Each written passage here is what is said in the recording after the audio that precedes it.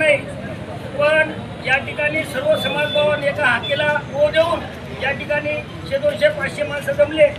आज आपले दीपक भाऊ बोराडे हे मराठवाडा मुक्ती संग्राम दिनाच्या निमित्तानं त्या दिवशी जालना या ठिकाणी उपोषणाला बसले आहेत। या अगोदर दीपक भाऊ बोराडे यांनी बारामती या ठिकाणी 2014ला उपोषण केलं होतं। त्यावेळेस आपल्या वसमतमधून आपला बाळू डुकरे त्या ठिकाणी बसलेला होता।